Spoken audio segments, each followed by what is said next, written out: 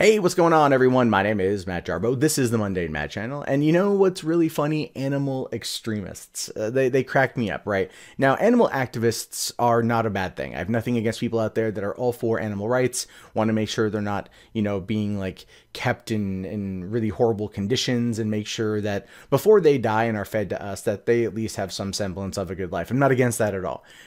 It's also kind of a bit of a fairy tale to expect that to happen in every single case, but people can fight for it. But when it comes to kind of forcing companies to change where they get their products from, in terms of this, animal activists get a little bit annoying from time to time. They actually become a little bit extreme. And there's no more extreme organization for animal activists, at least in the mainstream, than PETA. PETA has done many, many, many questionable things over the years, and it's one that I've rallied against for quite some time. As much as I love animals, I think PETA is the absolute worst, and there are verifiable cases of them doing very shady things. Never mind the fact that for people who also like to rescue animals, they also like to euthanize a lot of them and then also dump their carcasses behind fast food restaurants in Atlanta. But that's off topic from here.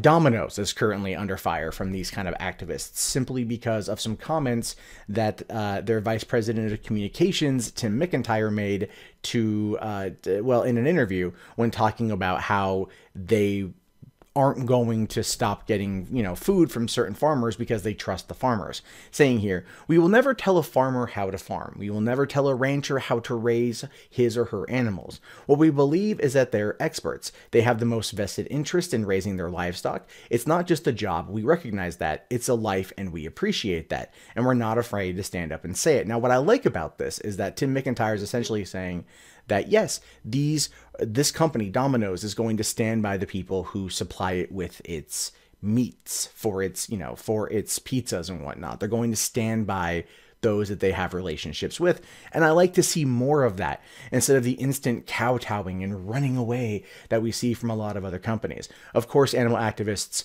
aren't happy with that. And they're also not happy with what Tim goes on to say here by going on.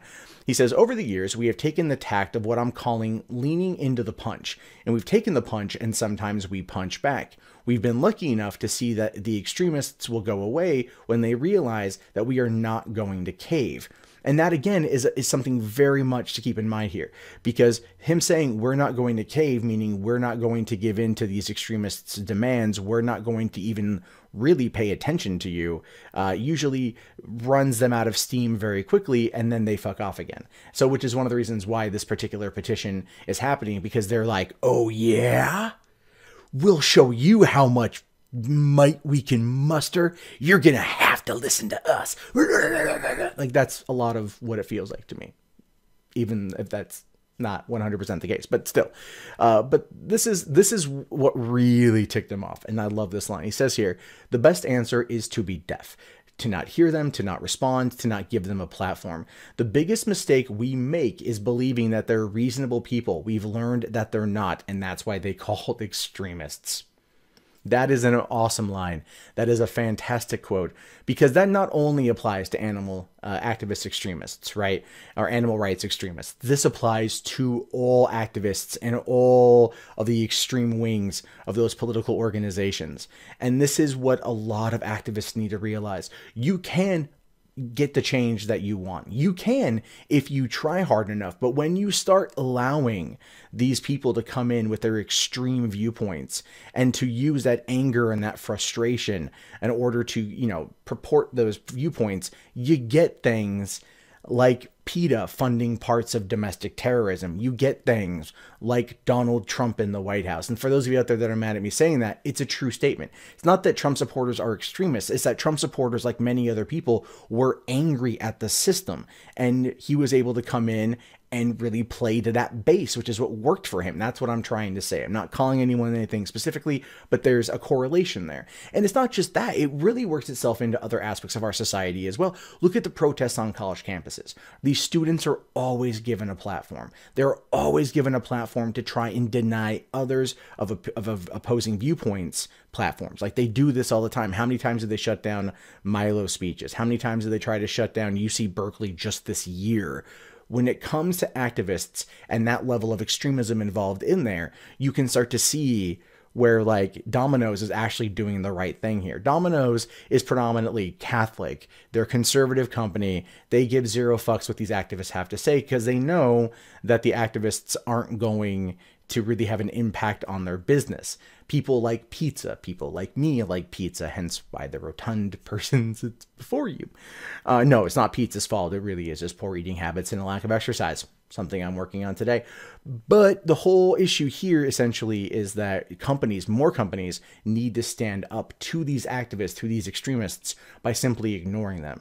Now, look, it's not like Domino's has done anything wrong here, right? What this whole thing is in relation to essentially is activists that are trying to push Domino's into going into like, you know, getting more like farm fresh cage free eggs. You know, like you go to Costco and you can get like a dozen eggs or 2 dozen eggs for $3 if it's like the standard eggs. But if you want the brown cage free organic eggs, it's like double the price. You know what I mean? Like that's just part of it. They want Domino's to pay double the price for this kind of stuff because of certain reasons. And Domino's is saying, no, we haven't had a problem with this. We haven't had any issue with this. We're not going to give in to this. Now, the position itself, or the petition itself, does say, plus there's serious health concerns to be considered when animals are raised in poor, inhumane, unsanitary conditions. Please sign this petition to pledge to boycott Domino's for its decision to not seek out more humane, healthy supply chains. And again, not a lot of evidence to necessarily support that. So I get what the activists are saying here, and I get what they're upset at, but they're not. This is a response to someone saying, I'm not going to listen to you. This is a response to Domino's, you know, vice president of communications going, nah, nah, nah, nah, nah, nah, nah, nah, nah, nah, nah, nah, nah, nah, nah. Nah, nah, nah, nah, nah. Like, I'm just not listening. That's what he's doing. And that's what they're upset at. And so I'm all for it because I'd like to see these people get really ticked off because many times the activists like this, they actually don't add anything of value to the conversation. They just get mad. They get their torches. They get their pitchforks. They go out there not fully understanding why they're mad, but then they want change. And that is why people are able to come in, harness that anger, harness that animosity, harness that anxiety, and turn it into something that is purely profitable to them, which is one of the reasons why you won't ever see me involved with this kind of shit.